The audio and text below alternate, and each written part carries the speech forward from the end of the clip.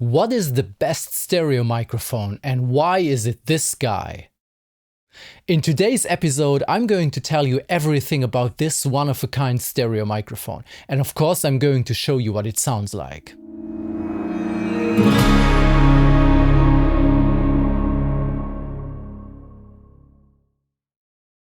Hi everybody, welcome to Tidal Wave Studio. My name is Patrick Damiani, but who exactly is this?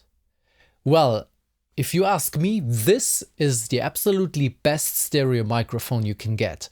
Well, you can't actually get it because this is one of a kind and I built it myself. And to tell you what this construct really is, let me give you a little bit of context. There are so many different kinds of microphones available, from condenser to dynamic to ribbon microphones, then different polar pickup patterns like cardioid, supercardioid, etc. But then there are omni capsules, and many engineers would agree that omni capsules sound very, very natural, so would be desirable to make a good stereo microphone. Okay, now, but if you use omni capsules and want to have a real stereo image, you would have to spread them apart, because if you put them too close together, then they pick up the same thing basically and you end up with a mono signal. But spreading them apart is nothing that I personally really like. Take a drum kit, for example. If you take a spaced stereo pair, then often you end up with having bass drum more on one channel and snare more on the other, and you get a strange stereo image. So I would like to have the microphones close together and listen like you would listen in a room. Quite a few engineers have thought about this and came up with different solutions. There was, for example, Mr. Jacklin, who invented the Jacklin disc, which basically was a board which separated two omni capsules and which would give a really, really nice stereo image. Then you had a company like Schoeps, who made a ball with two integrated microphone capsules, but it's not available anymore and it was very, very expensive.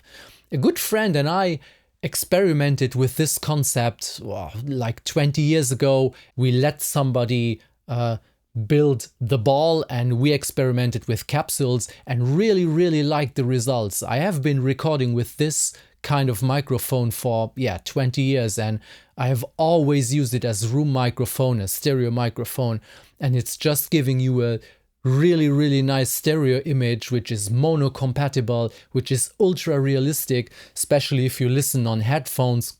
You get a kind of binaural quality to the recording, but it also translates well to speakers.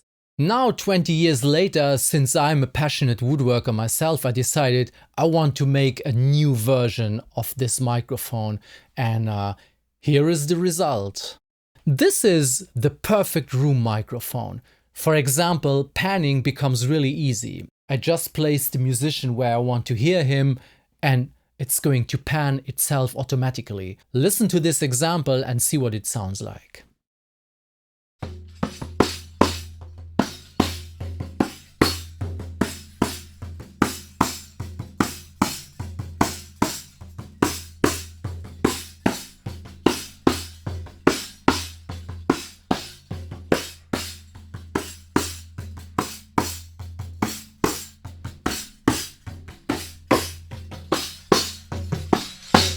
This sense of room is amazing for me, except maybe a Bloomline pair where you cross two figure-8 microphones. I don't know of any microphone construct that can give you this sense of room, and especially if you listen to this on headphones, you really think that somebody is walking around you. It's absolutely amazing. Now let me show you what it sounds like if I use it, for example, as a drum room microphone. Listen to this.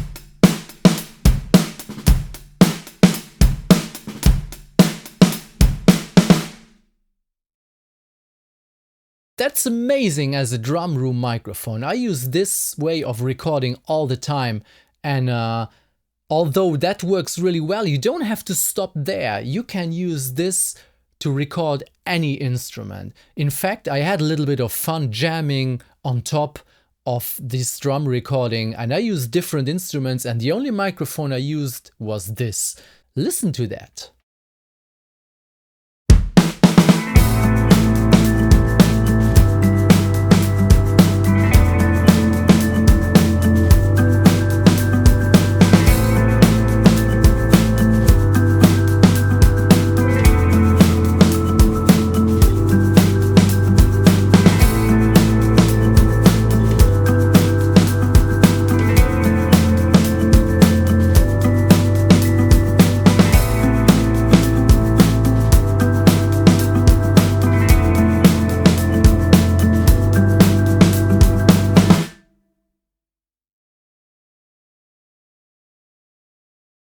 Well done!